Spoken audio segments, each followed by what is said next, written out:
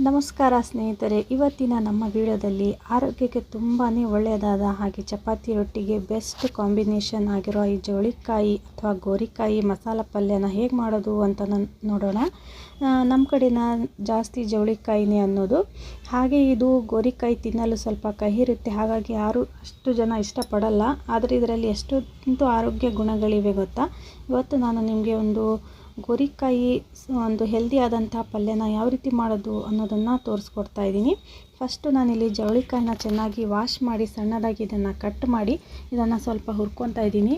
ಭಾಳಷ್ಟು ಜನ ಇದನ್ನು ಬೇಯಿಸ್ಕೊತಾರೆ, ನಾನು ಈ ರೀತಿ ಹುರ್ಕೊತಾ ಇದ್ದೀನಿ. ನೋಡಿ ಯಾವ ರೀತಿ ಆಗಿದೆ ಅಂತ. ಇವಾಗ ಗ್ಯಾಸ್ ಒಲೆನ ನಾನು ಆಫ್ ಮಾಡ್ಕೊತಾ ಇದ್ದೀನಿ. ಹಾಗೆ ನೆಕ್ಸ್ಟ್ ಒಂದು ಅರ್ಧ ಕಪ್ ಆಗುವಷ್ಟು ಶೇಂಗಾ, ಹಾಗೆ ಅರ್ಧ ಕಪ್ ಆಗುವಷ್ಟು ಕರಿಬೇವನ್ನು ಹಾಕ್ಕೊತಾ ಇದ್ದೀನಿ. ಕರಿಬೇವನ್ನು ಚೆನ್ನಾಗಿ ವಾಶ್ ಮಾಡಿ ಇದಕ್ಕೆ ಹಾಕ್ಕೊಳ್ಳಿ. ಈ ರೀತಿ ಸಣ್ಣದಾಗಿ ನಾನು ಪೌಡ್ರನ್ನ ರೆಡಿ ಮಾಡಿಕೊಂಡು ಇಟ್ಕೊತಾ ಇದ್ದೀನಿ. ಹಾಗೆ ಯಾರೆಲ್ಲ ವಿಡಿಯೋ ನೋಡ್ತಾ ಇದ್ದೀರಾ ವಿಡಿಯೋಗೆ ಲೈಕ್ ಕೊಡಿ. ಹಾಗೆ ಸಬ್ಸ್ಕ್ರೈಬ್ ಫಾಲೋ ಮಾಡದೆ ನೋಡ್ತಾ ಇದ್ದರೆ ಪ್ಲೀಸ್ ಸಬ್ಸ್ಕ್ರೈಬ್ ಆಗಿ ಫಾಲೋ ಮಾಡಿ, ಬೆಲ್ ಐಕಾನ್ ಆನ್ ಮಾಡ್ಕೊಳ್ಳಿ. ನಾನು ಹಾಕೋ ಪ್ರತಿಯೊಂದು ವಿಡಿಯೋ ಕೂಡ ಫ್ರೀಯಾಗಿ ಎಲ್ಲರಿಗಿಂತ ಮೊದಲು ನೀವೇ ನನ್ನ ವಿಡಿಯೋನ ನೋಡ್ಬೋದು. ಬೆಲ್ ಐಕಾನ್ ಆನ್ ಮಾಡ್ಕೊಳ್ಳೋದಂತೂ ಮರಿಲೇಬೇಡಿ. ಹಾಗೆ ನಾನು ಒಂದು ಪಾತ್ರೆಗೆ ಅಡುಗೆ ಎಣ್ಣೆನ ಹಾಕ್ಕೊತಾ ಇದ್ದೀನಿ. ಅಡುಗೆ ಎಣ್ಣೆ ಸ್ವಲ್ಪ ಚೆನ್ನಾಗಿ ಬಿಸಿ ಆದಮೇಲೆ ಆದಷ್ಟು ಒಂದು ಈರುಳ್ಳಿನ ಸಣ್ಣದಾಗಿ ಕಟ್ ಮಾಡಿ ಇದಕ್ಕೆ ಹಾಕ್ಕೊಳ್ಳೋಣ. ಇದು ಒಂದು ಸ್ವಲ್ಪ ಈರುಳ್ಳಿ ಸಾಫ್ಟ್ ಆದಮೇಲೆ ಇದಕ್ಕೆ ನಾನು ಒಂದೆರಡು ಟೊಮಾಟೊನ ಸಣ್ಣದಾಗಿ ಕಟ್ ಮಾಡಿ ಇದಕ್ಕೆ ಸೇರಿಸ್ಕೊತಾ ಇದ್ದೀನಿ. ಫಸ್ಟು ಈರುಳ್ಳಿ ಒಂದು ಸ್ವಲ್ಪ ಹಸಿ ವಾಸನೆ ಇದರಲ್ಲಿ ಹೋಗಬೇಕು. ಆಮೇಲೆ ಇದಕ್ಕೆ ಒಂದೆರಡು ಟೊಮೆಟೊನ ಹಾಕ್ಕೊತಾ ಇದ್ದೀನಿ. ಟೊಮೆಟೊ ಹಾಕಿದ ಮೇಲೆ ಅದು ಕೂಡ ಅಷ್ಟೇ ಸ್ವಲ್ಪ ಎಣ್ಣೆಯಲ್ಲಿ ಈ ರೀತಿ ಫ್ರೈ ಮಾಡ್ಕೊಳ್ಳಿ ಟೊಮೆಟೊನ. ಇದಕ್ಕೆ ನೀವು ಸ್ವಲ್ಪ ಅರಿಶಿನ ಹಾಕ್ಕೊತಾ ಇದ್ದೀನಿ. ಒಂದು ಅರ್ಧ ಸ್ಪೂನ್ ಆಗುವಷ್ಟು ಅರಿಶಿನ ಹಾಕ್ಕೊತಾ ಇದ್ದೀನಿ. ಹಾಗೆ ಖಾರಕ್ಕೆ ತಕ್ಕಂತೆ ಖಾರದ ಪುಡಿನ ಹಾಕ್ಕೊಳ್ಳಿ. ಹಾಗೆ ನೆಕ್ಸ್ಟ್ ಇದಕ್ಕೆ ನಾನು ಇಲ್ಲಿ 1 ಸ್ಪೂನ್ ಆಗುವಷ್ಟು ಗರಂ ಮಸಾಲ ಹಾಕ್ತಾ ಇದ್ದೀನಿ. ಬೇಕಾದರೆ ನೀವು ಗರಂ ಮಸಾಲ ಇಲ್ಲ ಅಂದರೆ ಈ ಧನಿಯಾ ಅಂದರೆ ಕೊತ್ತಂಬರಿ ಕಾಳಿನ ಪುಡಿ ಕೂಡ ಹಾಕ್ಬೋದು. 1 ಸ್ಪೂನು ಗರಂ ಮಸಾಲ ಅಥವಾ ಈ ಧನಿಯಾ ಪುಡಿ ಇದ್ದರೆ ಮಿಸ್ ಮಾಡಲೇಬೇಡಿ, ಯಾವುದಾದ್ರೂ ಒಂದೊಂದು ಹಾಕ್ಕೊಳ್ಳೇಬೇಕು. ಹಾಗೆ ನೆಕ್ಸ್ಟು ಈ ಜವಳಿಕಾಯಿ ಹಾಗೆ ಸ್ವಲ್ಪ ಕೊತ್ತಂಬರಿನ ಈ ರೀತಿ ಚೆನ್ನಾಗಿ ಎಣ್ಣೆಯಲ್ಲೇ ತೇಗಿಸ್ತಾನೆ ಫ್ರೈ ಮಾಡ್ಕೊಳ್ಳಿ.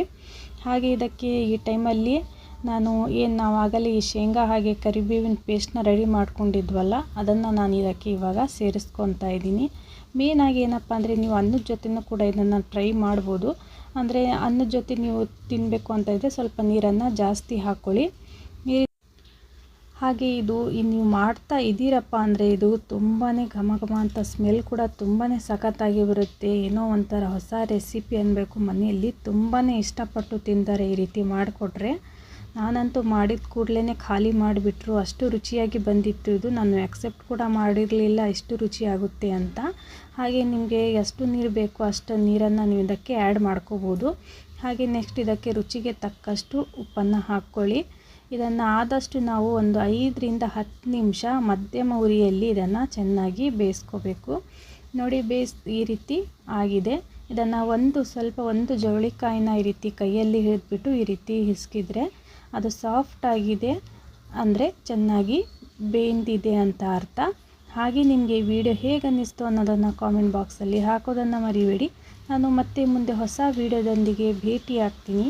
ಅಲ್ಲಿವರೆಗೂ ವಿಡಿಯೋ ನೋಡಿದ್ದಕ್ಕಾಗಿ ಧನ್ಯವಾದಗಳು ಫ್ರೆಂಡ್ಸ್. ಹಾಗೆ ಈ ಪುಷ್ಟಿ ರೊಟ್ಟಿ ಜೊತೆ ನಾನು ಈ ಜವಳಿಕಾಯಿ ಪಲ್ಯನ ಸರ್ವ್ ಮಾಡ್ತಾ ಇದ್ದೀನಿ. ಪುಷ್ಟಿ ರೊಟ್ಟಿನ ನಾನು ವಿಡಿಯೋ ಚಾನಲ್ನಲ್ಲಿ ಆಗಲೇ ಅಪ್ಲೋಡ್ ಮಾಡಿದ್ದೀನಿ. ನೋಡಿ ಯಾವ ರೀತಿ ಬಂತು ಅನ್ನೋದನ್ನು ಕೂಡ ಕಾಮೆಂಟ್ ಬಾಕ್ಸಲ್ಲಿ ಹಾಕಿ. ವಿಡಿಯೋ ನೋಡಿದ್ದಕ್ಕಾಗಿ ಎಲ್ಲರಿಗೂ ಧನ್ಯವಾದಗಳು. ಮತ್ತೆ ಹೊಸ ರೆಸಿಪಿಯೊಂದಿಗೆ ಭೇಟಿ ಆಗ್ತೀನಿ. ಅಲ್ಲಿಯವರೆಗೂ ವಿಡಿಯೋಗೆ ಲೈಕ್ ಹಾಗೆ ಸಬ್ಸ್ಕ್ರೈಬ್ ಆಗೋದನ್ನು ಮರಿಬೇಡಿ. ಹಾಗೆ ಫ್ಯಾಮಿಲಿ ಫ್ರೆಂಡ್ಸ್ ಜೊತೆ ಶೇರ್ ಮಾಡೋದನ್ನು ಕೂಡ ಮರಿಲೇಬೇಡಿ.